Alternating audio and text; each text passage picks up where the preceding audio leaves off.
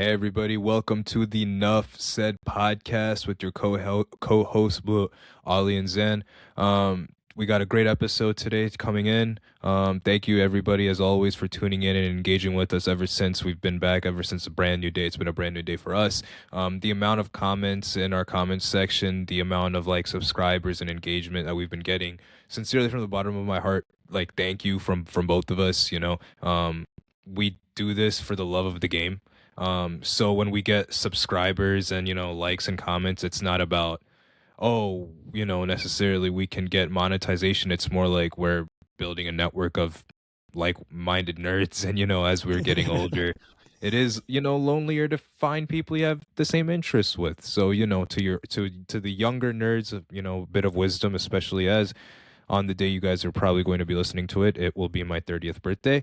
So to the younger nerds, some piece of advice is definitely stay close to what you find joy in and stay close to the friends you have, which that's how I'm spending my time, with my closest friend here, one of my closest friends, my bro Oli here, couldn't have it any other way. If I'm gonna get cooked by the internet, I might as well get cooked with, my bro, so without further ado, Ollie, there's a lot we got to talk about today, man. We got, towards the end, we'll talk a bit about the leaked Spider-Verse trailer, but I think most of today, we definitely want to talk about Doomsday. We definitely want to talk about the new poster that dropped, I think, 30 minutes before we started recording, actually. I haven't even seen that yet.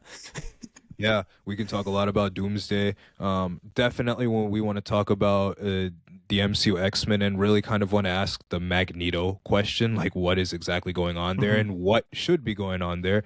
We want to talk briefly about the DCU, specifically, respectfully, James Gunn, is the gun jamming? What is going on over there, And then we also, of course, want to talk a bit more about Brand New Day if, we have the time for that. But most of, we want to talk about is, the newer stuff. So, yeah. We Ollie, haven't talked about Doomsday at all yet since we came back.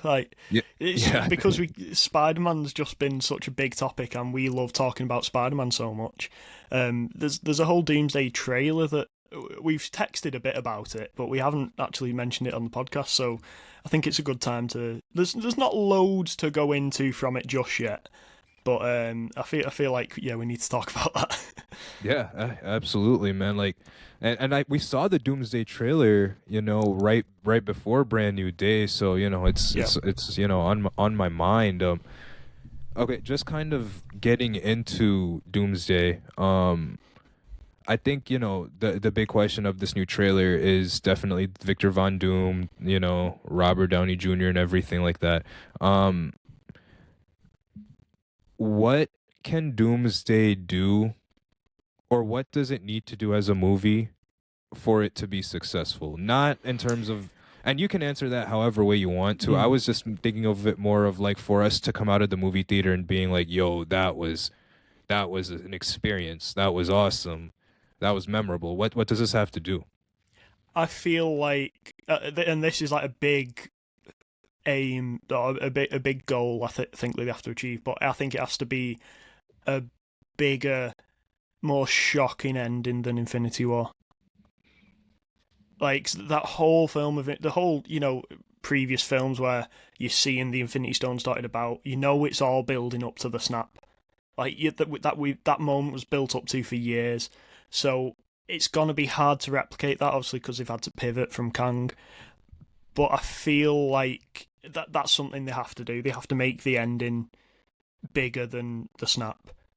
That's what I think they have to do to also make Secret Wars a success, because if the ending of Doomsday is, if it doesn't hit right, if it's if it ends a bit sort of on it's not got that shocking ending, then people aren't gonna. Well, people will still go and see Secret Wars, but people aren't going to be going into it with the same level of hype.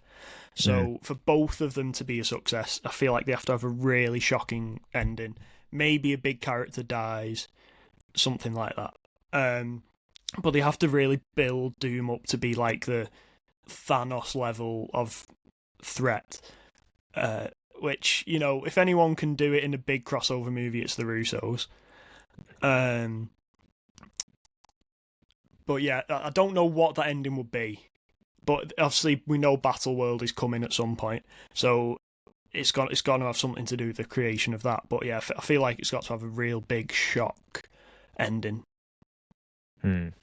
I think for it to have an impact, it's got to be a bit different than Thanos. Doom is probably going to win. I think a lot of my apathy for Doomsday as compared to Brand New Day leading up to the release of both movies is there was an element of, because Spider-Man is a small potato, street level story, there's a lot of creative freedom. So not knowing where they're going to take the story and not knowing what decisions they're going to stick with, there was excitement in that. But with the Avengers Doomsday films, there is an element of status quo setting that we're expecting. Like, I feel like every fan is expecting the Fantastic Four, X-Men, MCU, all unified, Sony, Spider-Man universe, all unified into one prime Marvel universe. So then the challenge then comes, if we know that that's going to happen, are we watching a movie or are we trudging along through a PowerPoint presentation waiting for it to get to the end? You know? Yeah. And I think for this to be different, they have to make Doom a compelling character, like a protagonist in a way. They kind of have to, not like that he they has did with Thanos.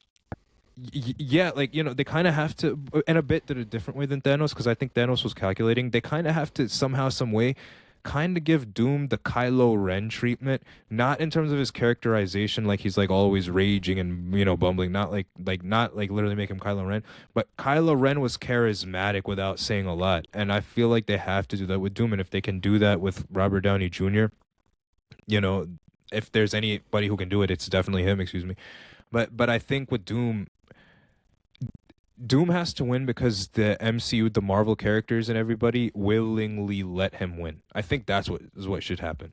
So there's a rumor, there's a report that Hugh Jackman blows up the Raimiverse or something. Like, pretty much there's a prime bomb that the, Incursion X-Men that are going to be in Doomsday, they go into the Raimiverse and they drop a universe destroying bomb, and Spider-Man's trying to stop them, and then they get wiped. And then at the end of Doomsday, at the end of Doomsday, it shows that Hugh Jackman and him survived or something. And everybody else is, mind controlled by Doom in Battleworld, right?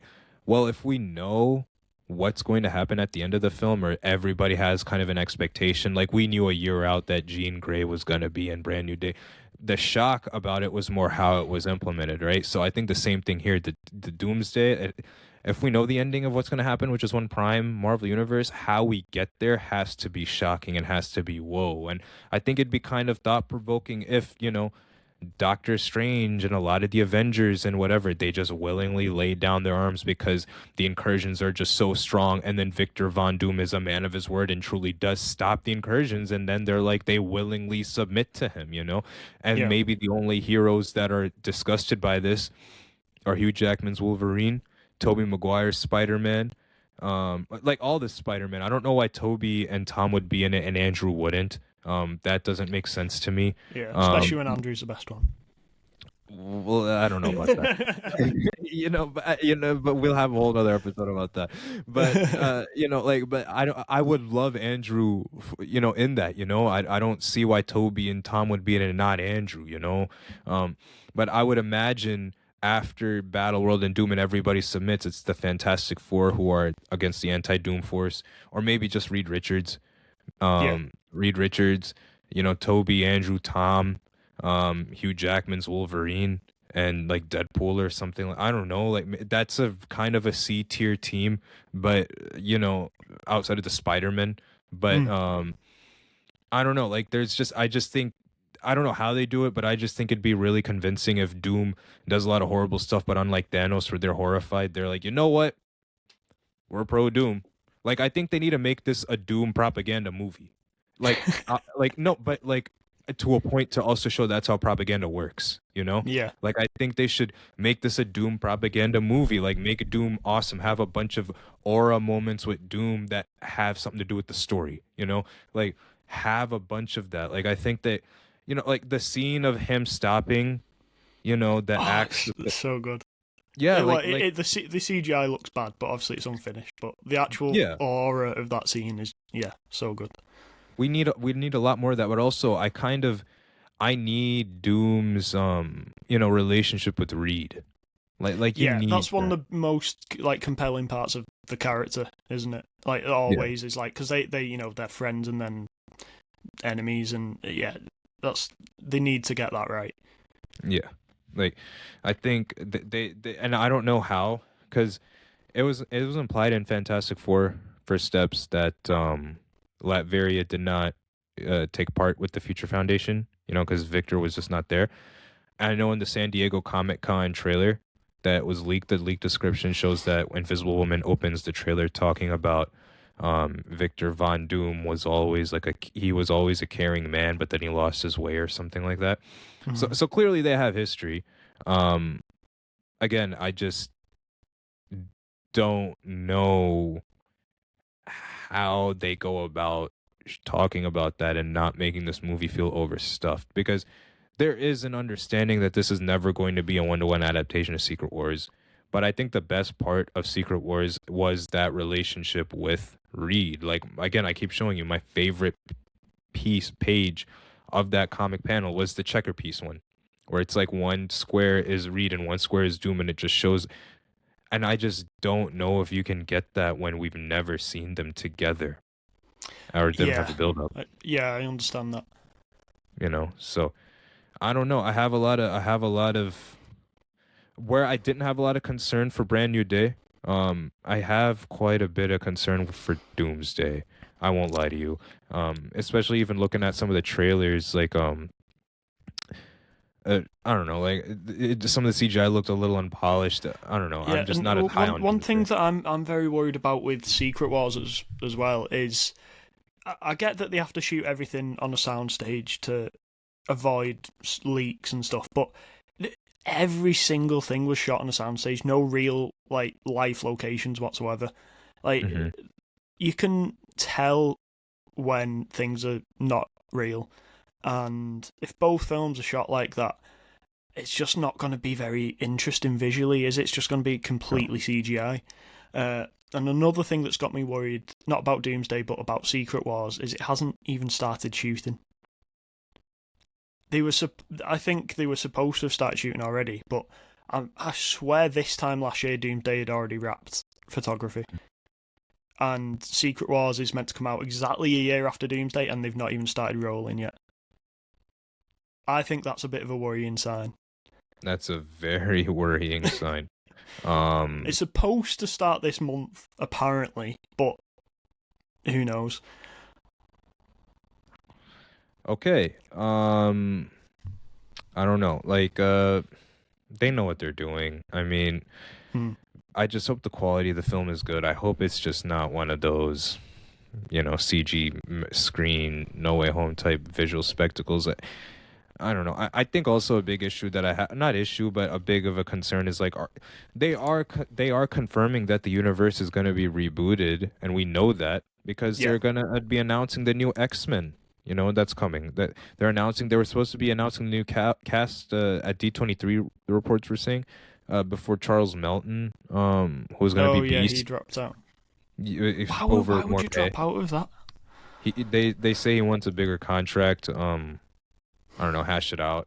I've never seen him in anything. I know I'm gonna get cooked in the comments like, oh, I don't know He's who not this bad. dude is. He's pretty good. I've seen him in a couple things. He's pretty good. Yeah, he's gonna be beast. He's gonna be covered in blue fur. Like, like whatever. Just get somebody. I'm a Beast hater, bro. He's really boring. His most interesting era Beast as a character was when he became evil in the comics. Like, yeah, then Beast was really cool. Like, I was like, oh, this is awesome. Like, but before that, he's just kind of a William Shakespeare that jumps around. Like, my cat does the same thing. Like, I don't know. Like, I'm not a big Beast fan. Like, I remember Nicholas Hoult, like X-Men First Class, everybody's like, "Oh, the performance is Beast." Like he's a character in blue fur. I don't know. I'm not big But on Beast. you know my thoughts on X-Men First Class. I think Well, that movie is trash. yeah. While we're on that topic, yeah, you really hate this movie. Let's get in. Let's get into that, man. And then I think it's one of the most overrated Marvel films of all time. I didn't know people rated it, honestly. Well, I didn't like. I was like when I watched it when I was younger, I thought this is pretty fun. But I did like a X-Men rewatch earlier this year, Mhm. and that film is so clearly written by someone who has never spoken to a woman in his entire life. Like just the way the male characters interact with the female characters, it's Mhm. so poor, such poor dialogue. And the only good part is at the end when Eric Lensher is trying to, you know, when not when he turns evil, because I'm not saying that he doesn't turn evil. I still feel like he's doing the right thing. I don't think Magneto's ever done anything wrong. Magneto But was right. yeah, when he's Magneto trying to was kill right. Kevin Bacon at the end, like that whole scene's really good. And uh, I think it's Charles says he was just following orders, and then he's like, "Oh, you don't say that. Like, don't say that to Hmm. me. Like, I've been at the mercy of people following orders, my whole life." That scene's brilliant. Everything else is trash. Um, and the guy who's Mr. Terrific in Superman, he's supposed to be able to adapt to any environment whatsoever, and then just he's the first one to be killed. Terrific.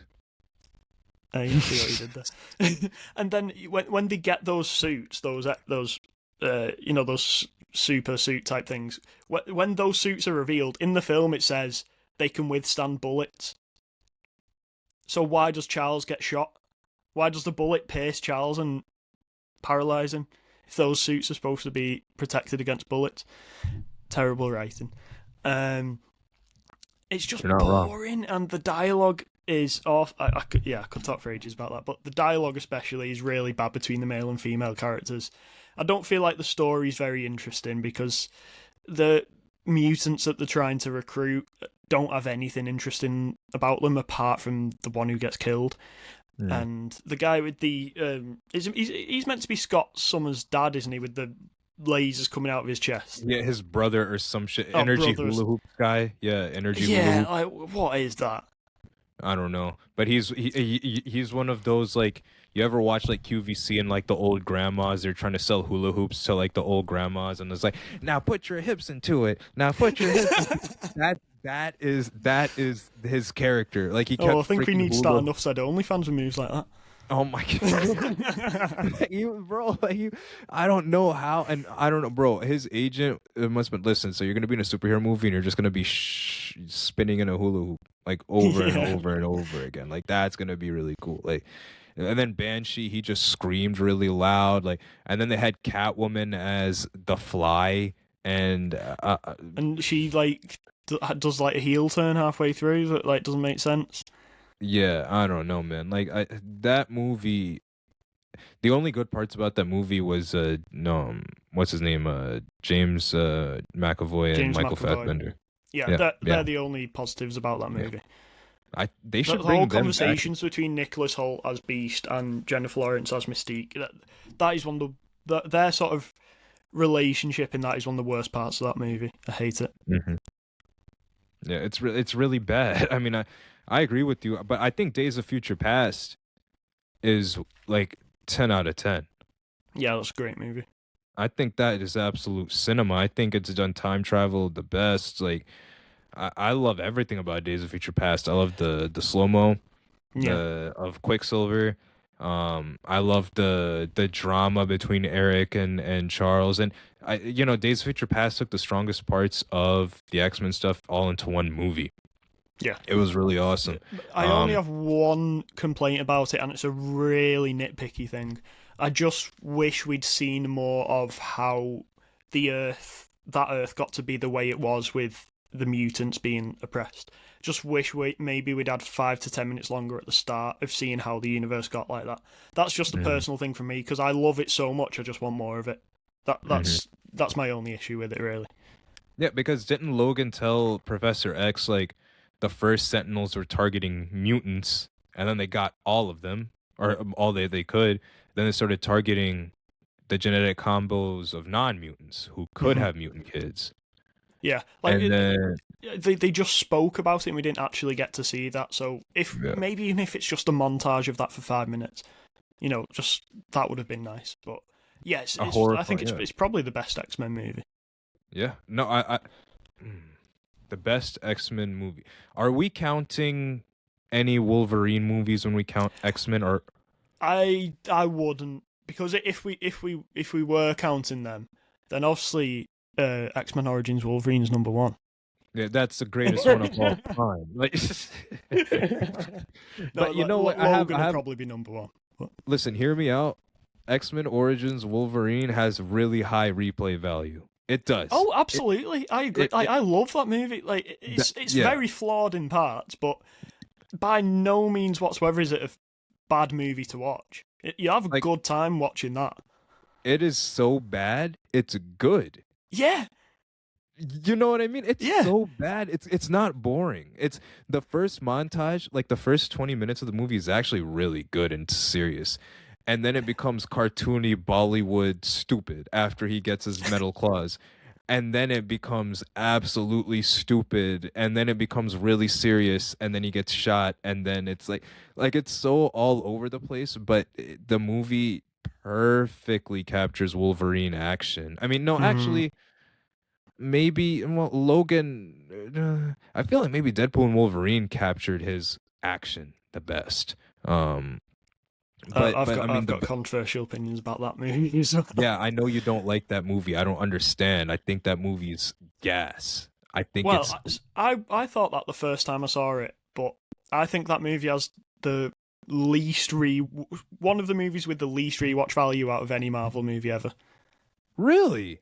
All those cameos are so good the first time you watch them. When you know they're coming, I feel like they're not as good. But yeah, but I think the cameos are stupid because I think they're meant to be stupid. Like, I think the heart of Deadpool and Wolverine isn't Elektra and Blade and all of that. I think it's more of, like, for a dumb comedy movie, the undertones are actually consistently serious. Like, the movie opens up with Wade going seriously to Happy, I want to be an Avenger. And then when Happy's like, no. But also, how did he get to that universe? He used the time displacement machine. But the time thing's that's in the Deadpool too. That's just a time machine. That's not a multiverse thing. So I think in like the credits or something, they said like Kevin Feige didn't pay the writers enough to think of this plot hole or something. Yeah, he's Deadpool, isn't he? He can do what he wants. Yeah, I think he did some stupid, or maybe I'm bullshitting. I don't remember actually, but I think they addressed it. I have to watch it again. But no, yeah, like pretty much, I think that movie like opened up with him being rejected, Vanessa breaking up with him, and it was really heartbreaking that they broke up. There wasn't any trauma or anything. She just got bored. Like, there is something like, damn, about that, you know, tragic. Yeah, you know, and then you know, Wolverine, and you know, I think the heart of that movie is both of them. There's two scenes in particular. It's when they're in the car. He's like, you know, it's God's biggest joke that, you know, you can't die. Yeah, all of us, and you can't even save your relationship. And Wolverine Deadpool's just staring at him, and he has nothing to say. And then the other part is when they're holding hands against that like thing like that's gonna evaporate the universe. Oh yeah, and Madonna's playing. And yeah, Madonna's thing.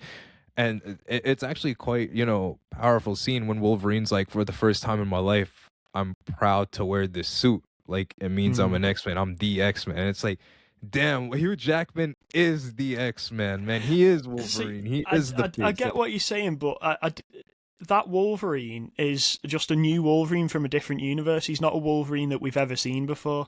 So that's why I can't feel that same connection with him, if you get me. Do you understand what I'm saying? You feel the disconnect between the face of the actor and the character he's portraying. Like, I get it's Hugh Jackman as Wolverine, but it's not the same Hugh Jackman as Wolverine that we've been seeing for 20 years because he's dead. So do you think Deadpool and Wolverine would hit harder if it was that exact same Logan then? Yeah. But obviously it'd be hard to do that. You know, other films would have had to change years earlier. But I still think it's a good movie. I don't think it's a bad movie. it's probably got one of the biggest drop-offs in like my rating from when I first watched it to when I rewatched it. So I think I gave it like 4.5 stars when I first watched it, and I think I dropped it to like a 3.5, maybe a 3 after rewatch. Okay. I'd still give it like a 4.5. Like I loved it. I still like I don't know, just everything, the jokes, like the I'm going to Disneyland, just shooting up the void. The one thing I will say, like, it's kind of psychopathic that Deadpool did just kill Johnny for no reason. Yeah. And I know that's a joke, but I still felt bad for him. I'm like, you really didn't have to kill him. It was funny how he kept saying like it was in the budget. Let me ask you this: was Ryan Reynolds addressing Justin Baldoni with Nice Pool? I I don't know. I tried to avoid everything I could from all that Okay, never drama mind then. because like I thought, oh, I just hate everyone involved here. But I think he probably was, because he seems like the type of person that would do that. Because Nice Pool got butchered at the end. He Yeah, got like shot 100 times and then kaboom. Yeah, yeah. I was like, yeah, I don't know. that Yeah. And is then one of the funniest bits when he's like what healing ability? yeah, And and then yeah, Deadpool was like, yeah. that was fun. No, Wolverine, and I love how Wolverine gets like frustrated at Deadpool and just like gets angry at him. While we're on the topic of Wolverine, something Wolverine that's coming out. Did you see the new gameplay stuff for Oh yeah. Insomniac Wolverine? Oh yeah. I've got that pre-ordered as well. I cannot wait. Dude, I'm gonna play that all week. It's September 10th or whenever it's coming out. I think so. Yeah. Yeah, I'm gonna be playing that nonstop. I can't wait for that. And everybody's saying like the story is even better than Insomniac Spider-Man 1. Oh wow. That's So, insane. because I mean, even like the premise is interesting, right? The premise is interesting. It's the story starts out with Mystique, Sabretooth, Wolverine, and Nathaniel Essex, who, if audiences don't know, that ends up becoming Mr. Sinister. They're all a part of a task force, like searching for mutants. So the X-Men aren't a thing yet. Mhm. Charles, Magneto, we don't know. So, and Wolverine's working with the bad guys at first, but at the point of this story in this time, they're good. So it's interesting. I'm very interested to see what is going to happen. The Definitely. gameplay, everything. I'm gonna have max volume on. Like, there's a no blood option. I'm not gonna lie. Maybe this is No. grotesque. I need it on. Yeah. Yeah. Absolutely. Yeah, like I hope the suits are and everything are awesome. Like, but my biggest wish, bro, for this game, we need a Hulk boss fight. Oh yes. With the classic yellow and brown suit as well. Yeah. Oh hell yeah, dude. We need a like, bro. Imagine this. Because God of War Ragnarok or the God of War games or Ghost of Tsushima. There's like these secret bosses. So Mhm. imagine like Logan has like rendezvous missions that Shield can't touch but he can touch, or I don't know, like something like that. And then they're like, hey, there's this scientist in the middle of like Bhutan, we need you to take him out, he's very dangerous. And it's like for like $50 billion in-game currency or something like that. So like as a and it's like the easiest target in their targeting system or something. So then as a gamer you're like heavily incentivized, like, yes, let me go get him. And then you find out, you stab him and it's Bruce Banner. And then you hear the Hulk. And Oh then you yeah. just, whoa, and the health bar gets bigger and bigger and bigger and bigger, and then it gets off the screen or something like that. And then, yeah, and then now it's like you have to survive the Hulk. Like, bro, I think that would be the best Marvel gaming moment in history if they could do it right now. Do you Have a feel boss like fight with the Hulk. do you feel like, because obviously before the Avengers were sort of built up in the MCU, the big three of Marvel was Spider-Man, Wolverine, and Hulk, correct? Would you agree on that? Yeah, oh, absolutely, Okay. yes. So we've had multiple Spider-Man games from Insomniac. We're getting a Wolverine game. Do you think they'll do a Hulk game? So they've Yeah, done they the have to. original big three, and that's a way to Bro, introduce him, like you just said. if they don't do a Hulk video game, it's because Universal is probably making so much money from the theme parks in Florida to where they do not care about Marvel giving them the proper rights representation in media in the video games or whatever. Because I don't know the rights of Hulk. I know the movie rights and stuff, everything. I don't know the media rights to Hulk. Um, but I do know when Marvel didn't have the rights to the X-Men, the films and the comics in 2014-15, they were doing everything they possibly could to wipe out the X-Men, write them all out. They were pushing the Inhumans heavy. So I don't know if they're going to do the same thing with Hulk. Probably not. But I do know Hulk has never got a Hulk movie, has never gotten a Hulk movie, and he needs one. Everybody, the whole world's been saying it. Our friend Max reads Hulk religiously, wants a Hulk movie. He was talking to me the other day about Ang Lee's Hulk actually being a good movie. We should talk about that actually. I've never seen it. Wait, is that the 2003 one? Yeah, Eric Bana. Oh no, yeah, I have seen. I like that movie. Yeah, I got. I've read a bit of Hulk recently. I read the Donny Cates run in like 2021. 'Cause Donny Cates is one of my favorites. Like Cosmic Ghost Rider is top tier for me. Yep. It's just mental. Like I love how creative and just crazy all his storylines are. That was a really good version of Hulk. I'd have to reread it to fresh my mind up on it, but the way they sort of represented Bruce Banner being trapped in the Hulk's mind was really creative. Mm-hmm. So I think that would be a good premise for a Hulk movie. And now Hulk, is unleashed again. I think they've got the perfect sort of layup to start doing that. Yeah, it's like something's broken in his mind. Because also, like, say whatever you want, bro. Hulk is still popular. If he was not popular, he would not have been in Brand New Day. The Lizard would have been in it.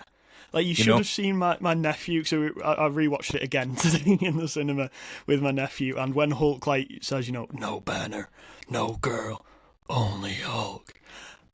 His little face lit up. He was like, and then when he does the clap, because that is the first time we've seen the Hulk clap in since 2008.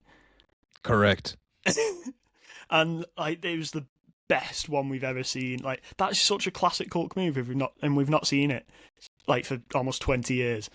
That in my opinion is the best version of Hulk we've seen in the MCU. Are we including 2008 John Cena Hulk?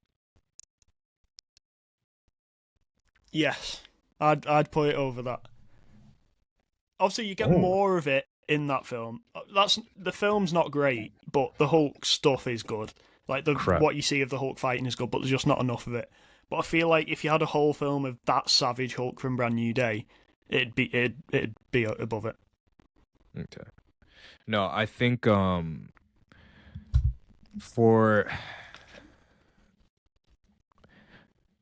Hulk, I recently read the Philip Kennedy Johnson Infernal Hulk run. Hulk can also take on like kind of Godzilla horror element. I don't know who's calling me, but it's not. I'm on Do Not Disturb. I'm sorry, audience. But that should stop. So anyway, I was saying for the Hulk, he can kind of take on monstrous threats as well, supernatural stuff as well. Right now, the Hulk is possessed by like a demon from hell or something like that. Somebody who has read the Philip Kennedy Johnson Hulk, kind of catch me up on it. I'm not really well versed in Hulk. I know he's kind of similar to Moon Knight in terms of the multiple personalities and stuff. That is something that has never been explored in the MCU. Like the multiple personalities due to the trauma of his father. That was explored in Moon Knight, albeit not great, but it was explored in Moon Knight. So there's a lot of the Hulk that isn't even classic Hulk in the MCU. So in terms of like a video game, the big three and everything like that, yes, they have to make a Hulk game. If they're going to make a Venom game, you got to make a Hulk game. And I think Insomniac has nailed the superhero formula down. Also, from a competitor's perspective, a Hulk video game, a Wolverine video game, a Spider-Man franchise, the DC video gaming landscape is dead. They can't do anything to compete with that. You can do Arkham Knight Rises or whatever. Did you play the Suicide Squad, Kill the Justice League, or the Gotham Knights? Did you play either of them? No, I watched people on YouTube play it, and it was made me just as mad because you cannot charge people that much amount of money and have your game full of microtransactions and not provide a gaming experience. That's number one. Mhm. And then number two, and that's where the industry's headed. It's so annoying. And then number two, kill the Justice League. Seriously, spoiler alert, they're not actually the Justice League. They're clones of Brainiac. Stop it. We don't want to play a game killing Justice League. You know what we want a game of? We want an epic saga of the Justice League where we are playing as the Justice League. Imagine this, Ollie. Imagine this. Close your eyes. Imagine this. Audience, imagine. Close your eyes.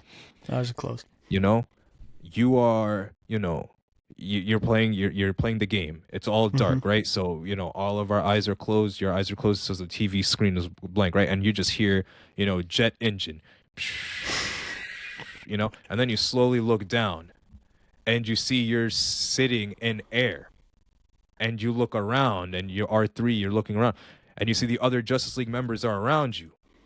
And now you can see, right? Now you can see. You can open your eyes now. And you're sitting Thanks. with the Justice League in the invisible jet of Wonder Woman while they're jetting off to a mission. And then it says, choose your Justice League member. Who do you want to play as? So now you get to choose. Oh, who do I want to start the game as? Do I want to play as Superman? Do I want to play as Aquaman? Maybe it's an island mission, so you get to go underwater. Maybe you want to try super speed, like super speed. Go Flash. Maybe you want to do stealth, Batman.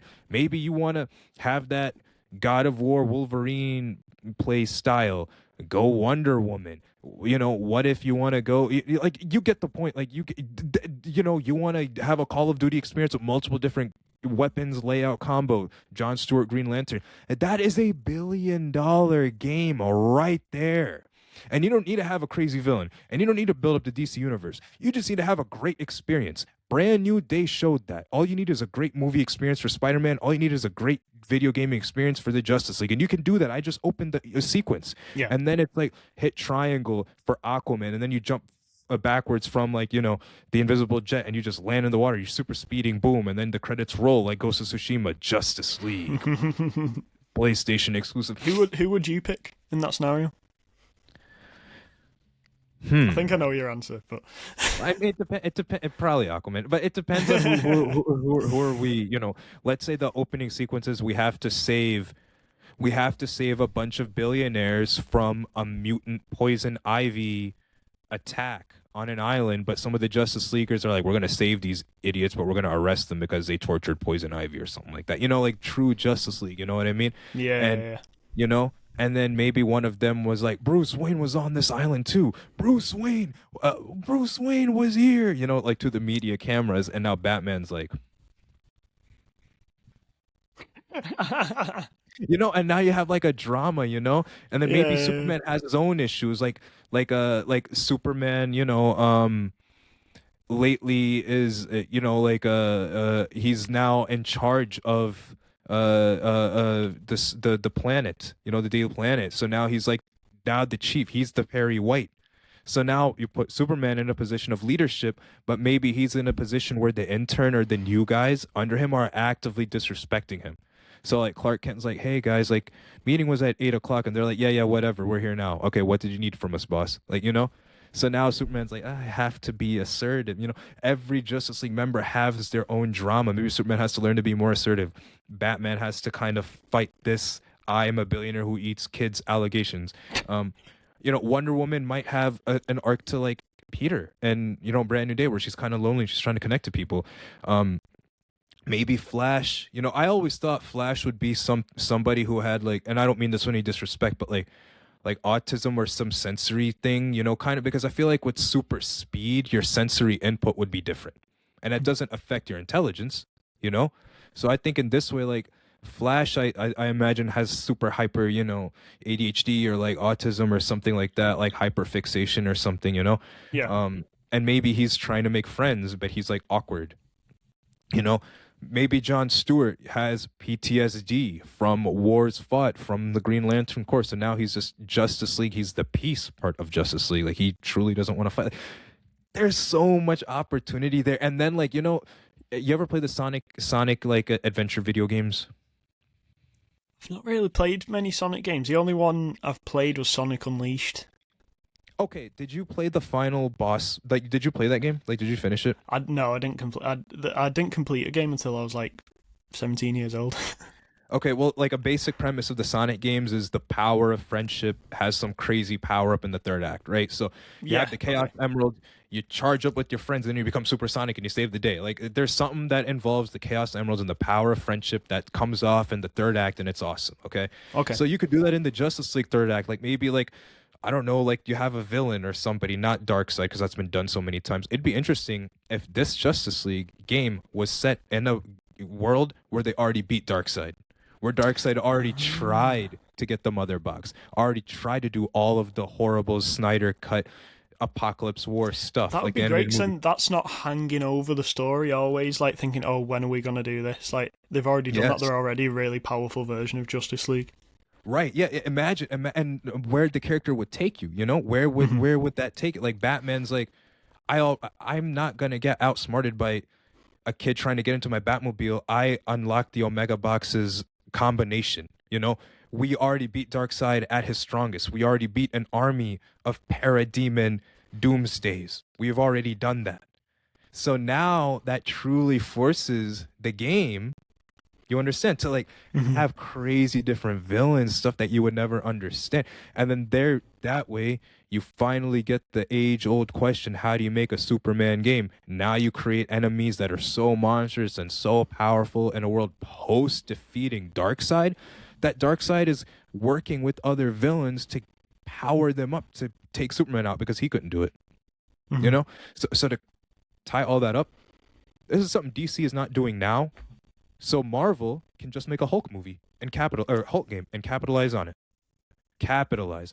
Hulk, Wolverine, and Spider-Man alone are bigger than the DC brand. Yeah, you know what? Yeah, that's fair enough. Yeah, I Like, agree with that. I absolutely agree. I think the real argument you could have, Hulk versus Batman, who's more popular? That's the real, because I think Batman might have more of like a fan base from the comic book ideal, but you can't beat Hulk smash gloves. Yeah, like if you asked a kid, any kid younger than like say 10 years old, they're all gonna say Hulk. It's Everybody. probably the first superhero that kids learn to play as. Like when my nephew was like 2 years old, he was going like Hulk smash. Like even like my nephew on my wife's side, like he I don't know how much I want to say about their personal life, whatever, but he didn't speak as much early. He was a bit slow developing with his speaking. Like he could, but he sort of didn't speak when he was a lot younger. But he would still do like the Hulk smash. Like that's how much those kids love That's pretending to powerful. be the Hulk, isn't it? Mm-hmm. And Hulk in the comics, he sells. Infernal Hulk, like the Donny Cates Hulk run. Is that the Immortal Hulk run, or that's Patrick? No, I don't know. it was the first one after the Immortal Hulk. Okay, the Immortal Hulk, like Hulk, like I've only seen like stuff on TikTok and Twitter, like individual pages, and I'm like, oh, that's awesome. I gotta read Hulk. Hulk has always been a really deep character. Again, I think the issue with Hulk though, he's a character that when you kind of resolve his issues, he instantly becomes boring. Like the moment Bruce Banner and Hulk have peace, while that's like, aw, for us, there is an element of, okay, well, now what? Yeah, and then you've got danger, like you said on last episode with Peter, and he gets stuck in that sort of trauma porn sort of mentality. If that's what the character should be, then if that's all you want the Hulk to be, then that damages the character as well.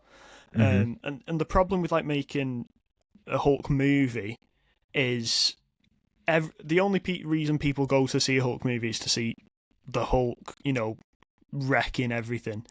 But the whole movie is always spent with Bruce Banner trying not to turn into the Hulk.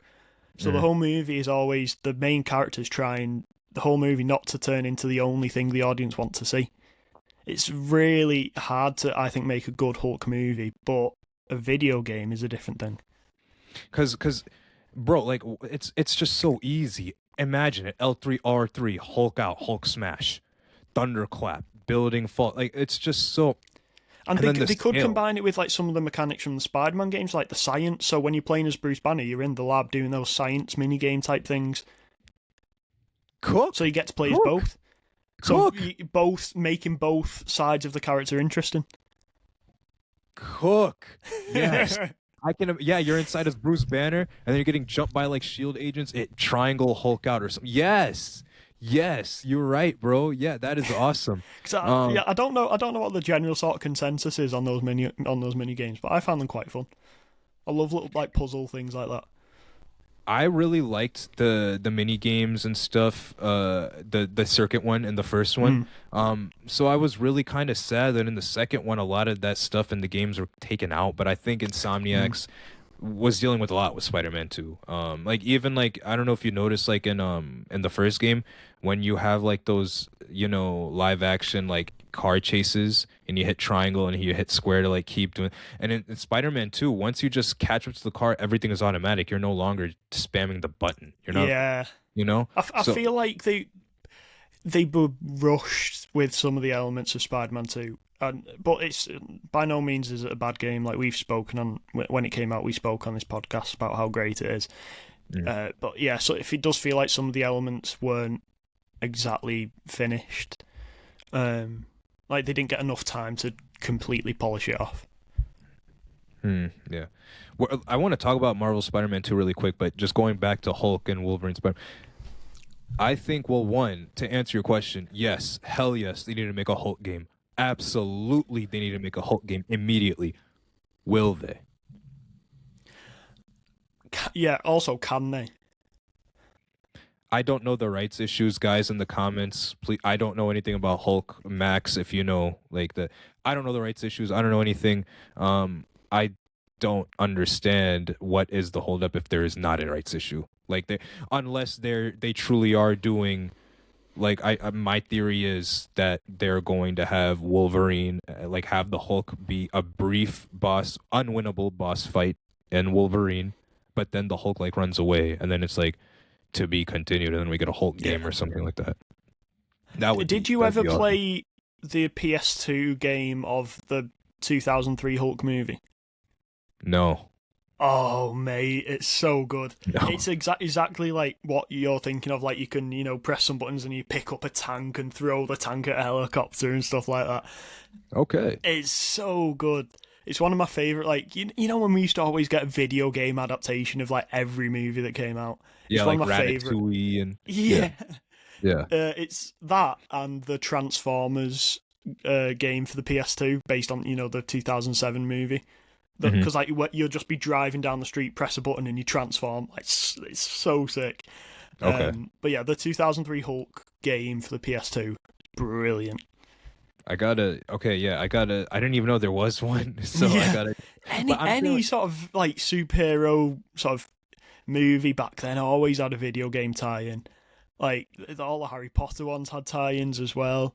I don't get why studios stopped doing that because I really enjoyed them. the Quidditch and Harry Potter Quidditch World Cup is excellent. Bro, I know we don't really talk about Harry Potter, but I still we all hate the founder of Harry Potter. Okay, forget that. I had a lot of fun reading the books. Okay, screw it. There is a lot better written media out there, to be sure. Yeah, it's a very good story, but it's not a very well written story. Yeah, 100%. And so I don't want people going why are you talking about Harry Potter? Bro, screw it, man. We were raised on this. We do not avow hatred towards other people. Okay, whatever. Now we got that out of the way. I feel like we've done hundreds of episodes. At this point, people still don't know. Anyway, so we've got a very, very good Harry Potter episode, which is one of our most listened to ever. If you're interested, go and listen to that. We had a really long discussion about the Harry Potter series back when it was announced. I think that's one of the best episodes we've ever done. Yeah, definitely check it out. Proceed. Definitely. Yeah, no, but I'm saying anyway.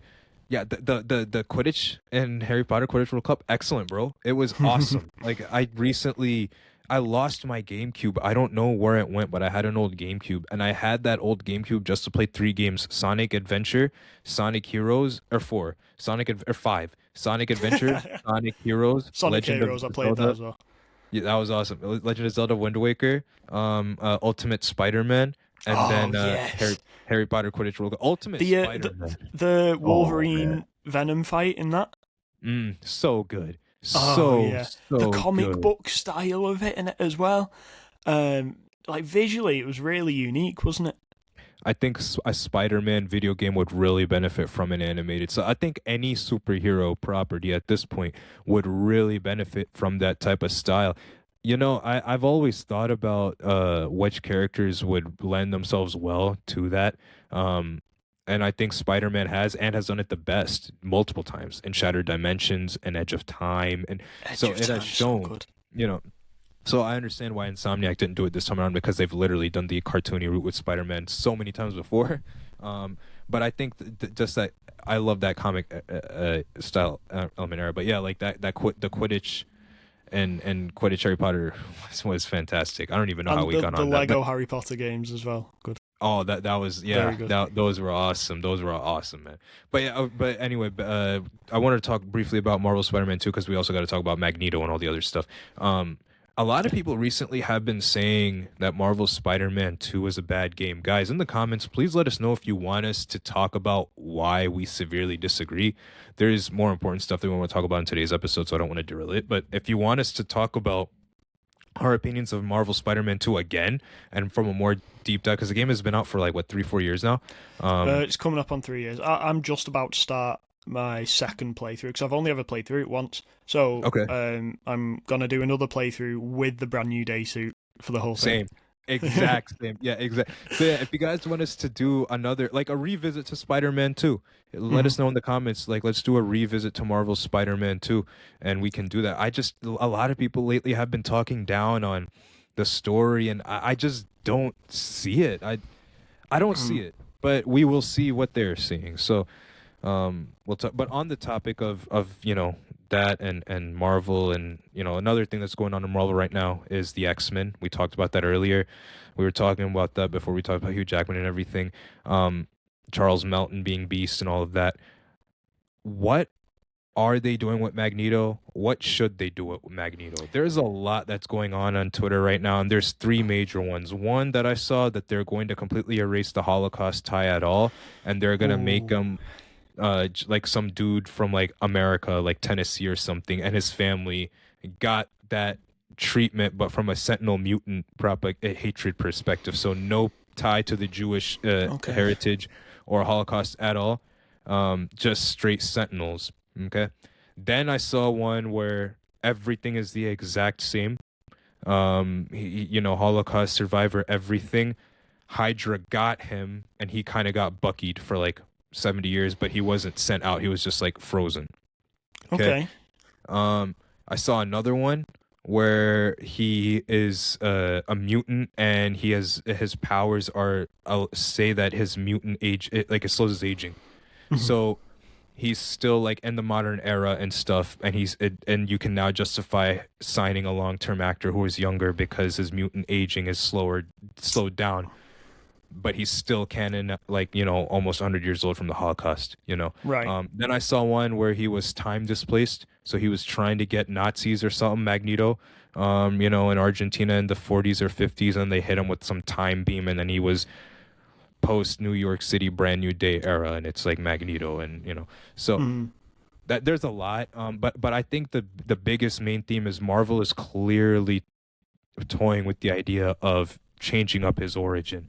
I wanted to ask you, should they? What do you think they will do? I think that's a really important conversation because obviously the Holocaust is such an important part of his character, and it really plays such a big role in who he is and his ideologies because of how he was treated, how his people were treated, and the parallels between that and then how mutants get treated. But then you've also got the problem of it's almost 100 years since that now. So if you want him to have gone through the Holocaust, then the character's going to be like nearly 100 years old. So they will have to do something like one of the ideas you mentioned. I feel like they have to tie that in somehow, because obviously that's one of the most horrific things to ever happen in the history of the human race. And there's nothing you could replace that with. And it's wrong to, I think, replace that anyway, because of that drives who his character is. That nothing else would. He wouldn't be the same character if he hadn't been through that, I don't think. Mm-hmm. So I feel like they have to keep it somehow, but someone a lot more creative than me will find a good way of doing it. Mm-hmm. Do you know what I mean? Yeah. So I kind of like the idea where like his family's been through it, because then he's kind of got the experience that he's heard stories about his parents going through the concentration camps and whatever. Mm-hmm. That could work, but my thing is with like the X-Men as well is how, like, because obviously we know the classic X-Men are going to be in Doomsday and Secret Wars, but some of the younger X-Men are already being introduced. What is happening with the old X-Men? Is their universe ending and they're coming through into the main? What is going on there? I could maybe in the Prime Marvel universe, the Fox X-Men aren't meant to be. Does their universe just get like blips then? Like, maybe there's a valiant sacrifice. I saw one theory where it's like in the Prime Marvel universe, those other characters exist, but they're civilians. Like I don't know if this scene is real, but reportedly, the last one of the scenes pitched in Secret Wars is Tom Holland's Spider-Man walking through like New York City, and he sees Toby and Andrew, but they're like civilians. oh, okay, yeah. So like they exist, but they exist through him. They themselves now are like people, like normal people, you know. I don't know if that's true. I think that'd be pretty cool to see, because it is kind of dark for the new Marvel characters in Prime Universe to live. You all have to be wiped out, you know. Like, so Yeah. So I don't know. So I know we went on a bit off on a tangent there. What do you think about the Magneto stuff?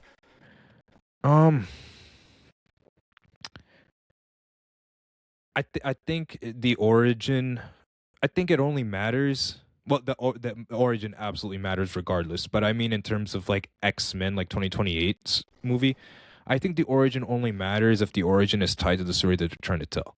So, if there's a story about persecution and mutant bigotry and like centuries of being experimented on, then yeah, absolutely, you kind of need to explain his origin and what they're doing. If it's a situation like I saw the story where it's like the world has to, like I saw something like mutants are suddenly like the forefront of the world to protect the world from a grave new threat. I could picture the X-Men kind of being like an alien invasion movie. Like it's like aliens are attacking Earth or some sort of alien invasion, you know? I know like who are those bird people in X-Men 97? Like that Professor I've X not was seen it. huh? Who?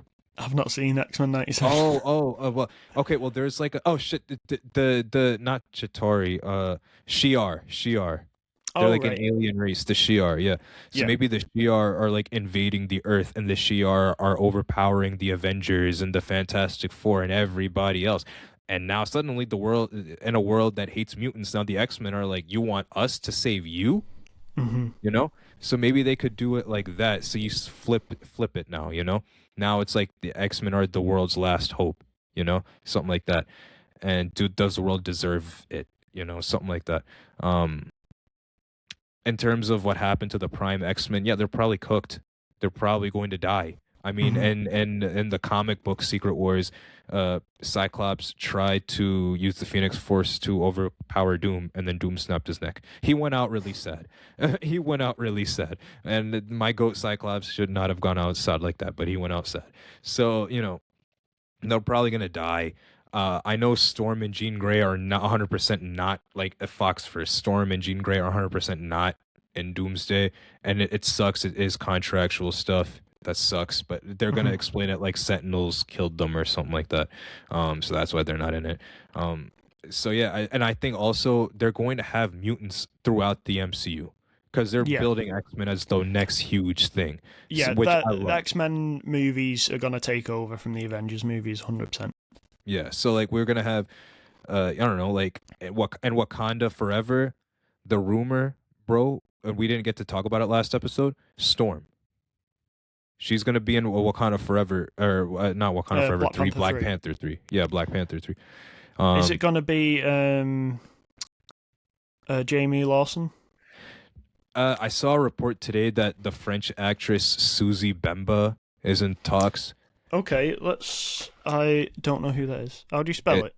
Suzy Bemba. She's French. I've never seen her in anything. I think she's like 17. Okay. Oh, so she was in Poor Things. Okay. She's 26. Oh, she's 20. I don't know where I got 17 from. Um, Somebody on Twitter said something like that. She's only got 5.4 thousand followers on Instagram. So she's like pretty much an unknown actress then. Hey, Marvel always does great with that. Yeah. And it depends. It says here, Ryan Coogler reportedly handpicked her. Bro. That is a flex for her, but also that, I'm fine with that because Ryan Coogler's probably he's probably the most talented sort of new director. It feels weird calling him a new director now because he's made he's made Sinners, he's made some of the best MCU films. But yeah, he's got some eye for talent, doesn't he? I would absolutely listen. If Jean Grey gets that Brand New Day treatment, I would love that. Give Storm the same treatment, not in terms of villain, but in terms of like treating her with brevity and seriousness and the screen time. Give her the Killmonger, Namor treatment. Hell yeah, dude. Hell yeah, bro. And I've been saying this forever, bro.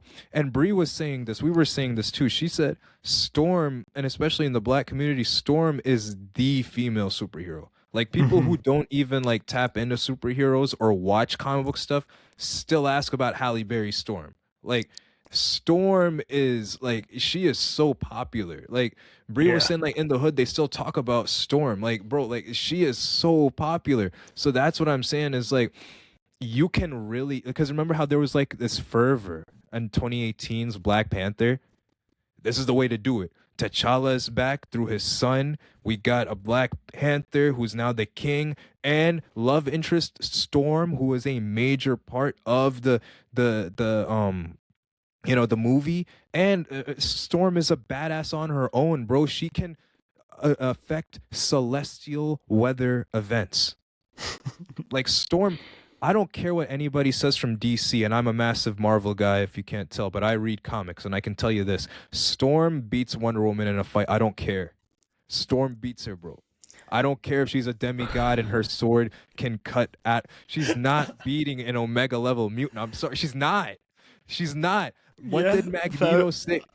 Magneto said, when Rogue said, or when Professor X told Magneto, we're not gods, Magneto dropped a bar. He said, gods abandon those who believe in them, mutants do not.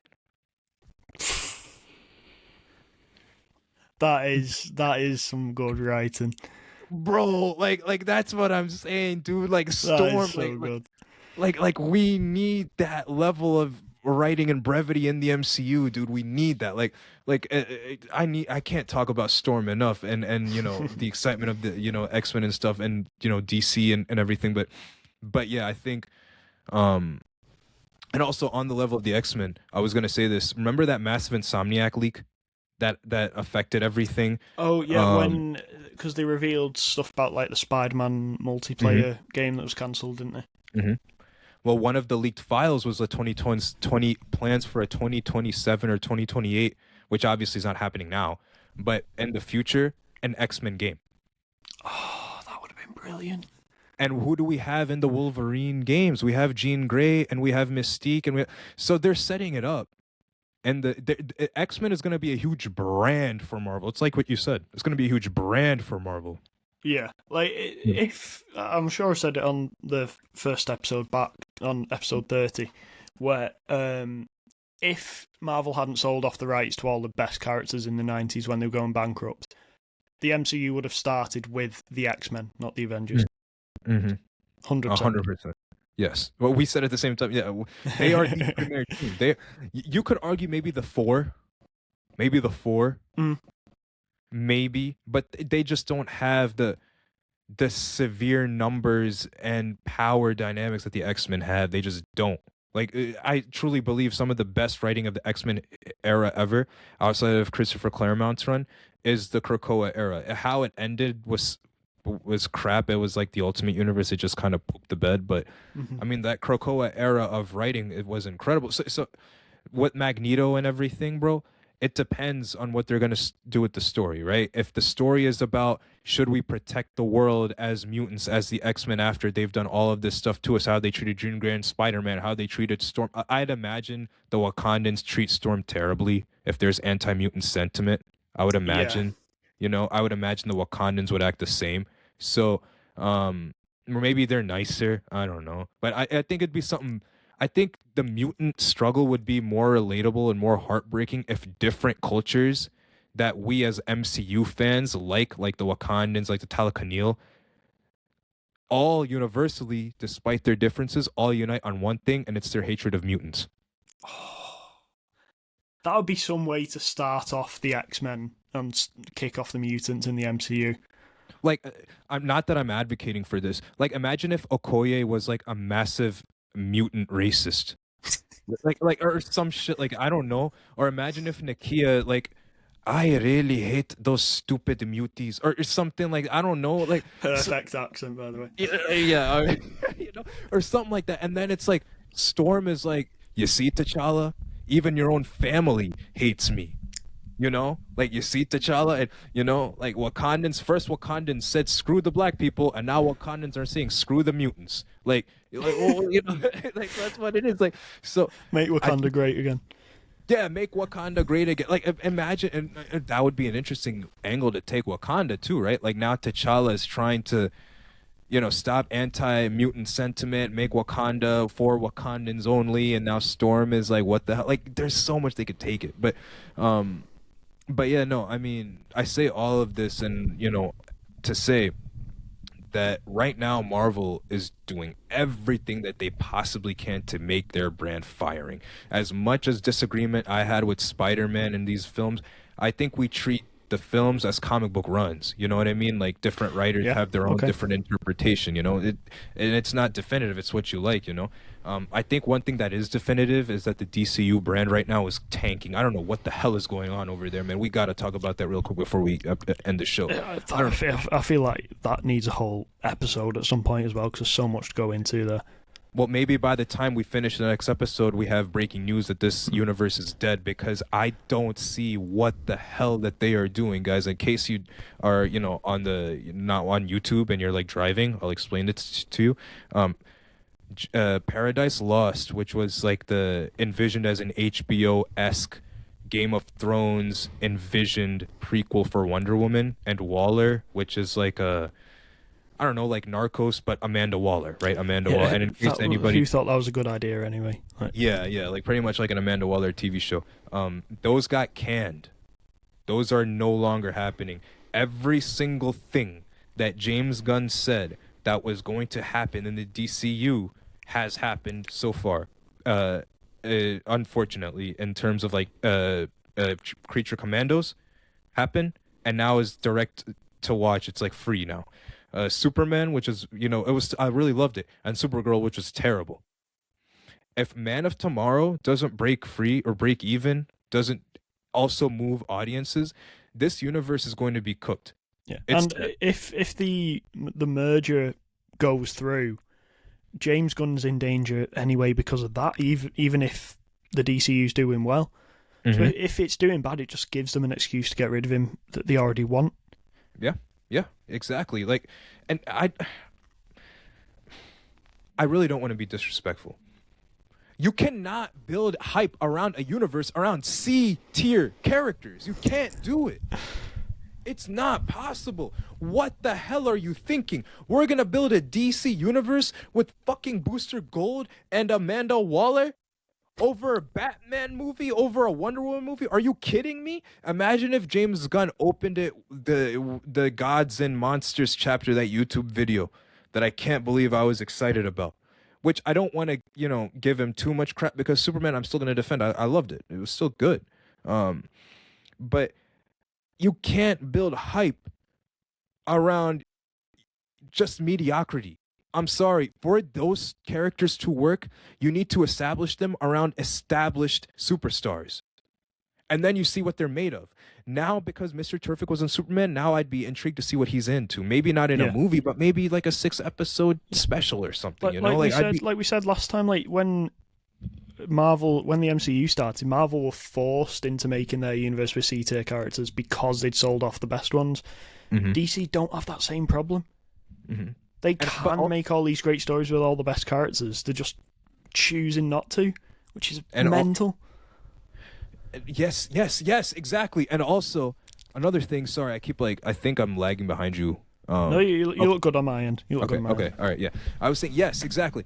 And another thing that I have to say, and I can't say it enough, DC is better at villains. They are. They just are. The only exception is Spider-Man villains. They, and some, like, obscure, like, villain, like your Maker or something like that. But, like, for them, outside of Spider-Man villains, like DC cooks in terms of the villain department, but Marvel always has the better heroes.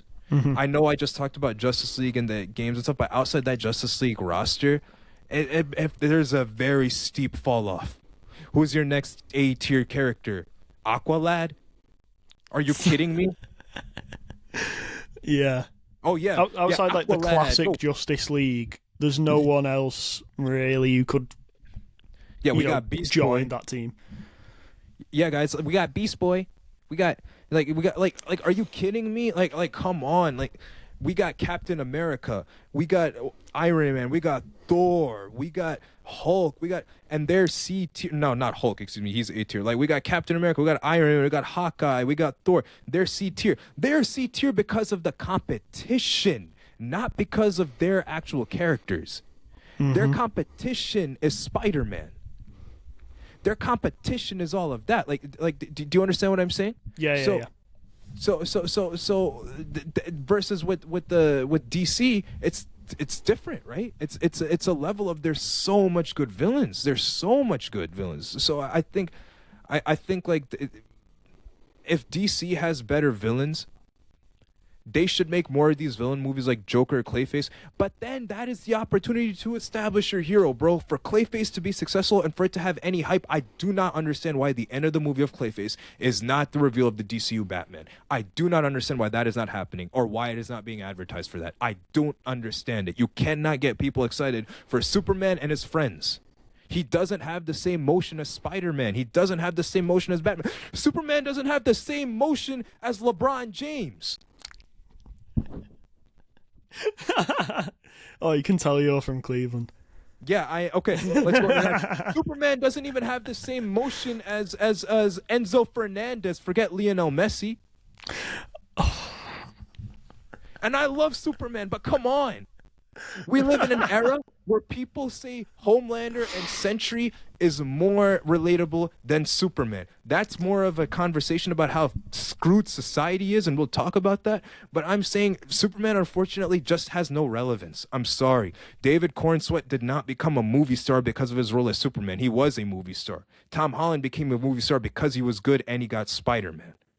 Makes sense? So Superman isn't relevant anymore. And I'm sorry. Like, I want him to be relevant. I don't know. I do think Superman elevated David Cornsweet a lot in his career.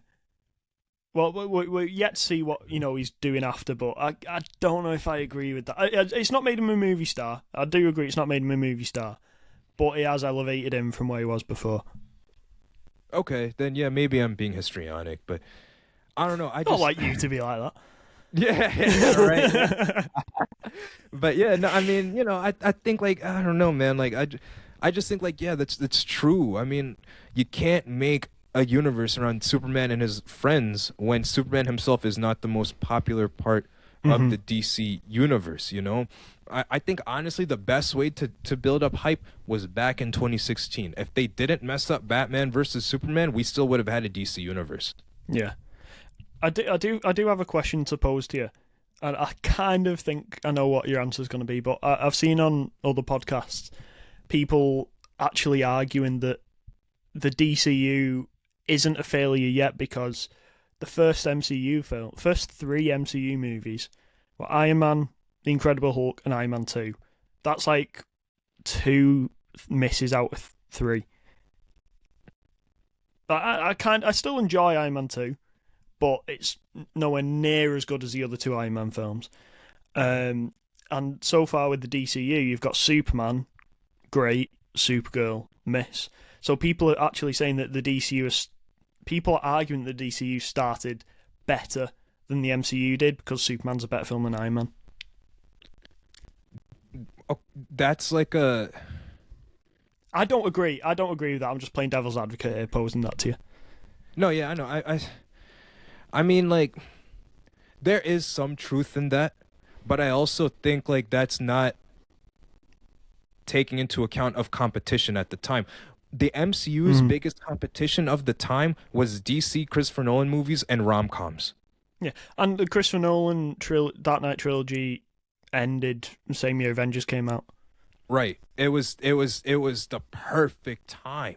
There was no other competition, and also there was no competition in terms of like cinema.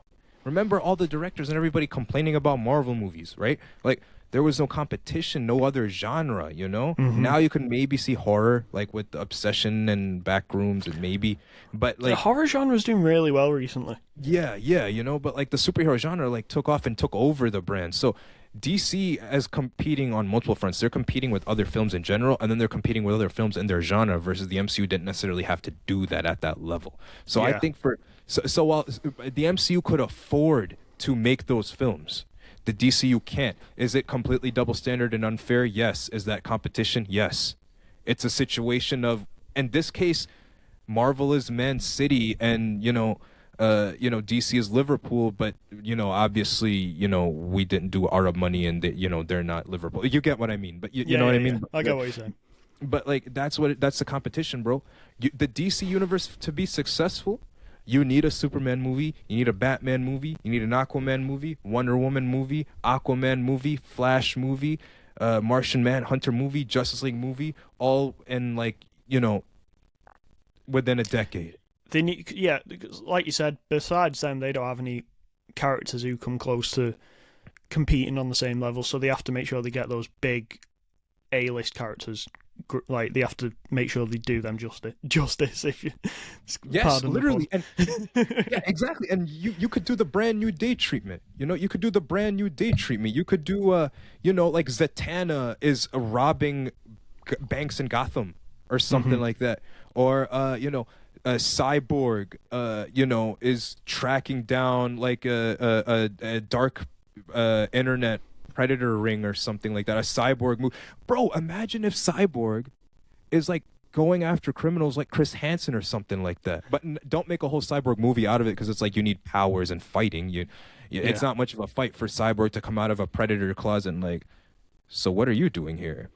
You see how this looks, right? Like it's kind of hard to do. But like DC has their all-star lineup, but for it to be an all-star brand, you kind of need to realize that outside of your 7, it's you're gonna need time to build everybody up, versus Marvel. They have an establishment even in the comics, even of their CT characters. The Fantastic Four, like people don't know who the Terrifics are. They're like DC Fantastic Four. That's a terrible way of describing them, but the Terrifics. Like there's a lot of people. A lot of people don't know Doom Patrol. There's a lot of really cool DC stuff. My favorite DC story arc is the dynamic between Red Hood and Batman. So there's a lot that they could really do. But Marvel is doing everything right now on all fronts. They're making Spider-Man the main character in the MCU. They're making Spider-Man values and Spider-Man characters actively, positively impacting other people in the MCU, a la Aunt May, Jean Grey. They're having classic Spider-Man elements back into the MCU. We're having classic MCU elements like Fantastic Four, X-Men. Everything is back. Doom is back. Everything is here. They're having their video game front. You have your, Marvel Rivals, Insomniac games. You have all of that, Guardians of the Galaxy game, Marvel Rivals, everything. But then for DCU, we got Lanterns, guys. I don't care about that show. I'm not gonna watch that show, guys. Spoiler alert: Hal Jordan dies in the first episode. I'm telling you right now, it's all over the internet. I'm telling you right now, spoiler alert. Like it's he dies in the first episode. I'm telling you right now, it's gonna happen. Like I don't know, man. Like I'm really not hating on DC because I loved Superman, but I need to see a DCU Batman, bro. If Clayface confirmed, we might see DCU Batman, or if they even said you're going to see DCU Batman and Clayface. But how he's introduced is he takes down Clayface, and that's like the end sequence is like, I'm vengeance, I'm the night, I'm Batman. And then boom. Yeah. We can go on.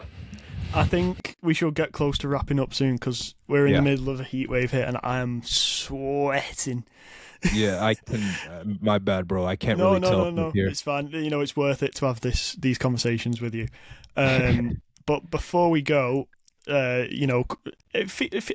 think we should we talk about the the Beyond the Spider-Verse trailer because it was leaked. It wasn't an official release. Is it ethically okay to speak about it? I guess we can just talk about our thoughts about the trailer, and if you guys, I'm not advocating for you guys to look for it on social media platforms, but it's out there. Yeah. And all I will say is I'm very excited for the best Spider-Man movie to come out because this is probably going to be it. Yeah, I agree.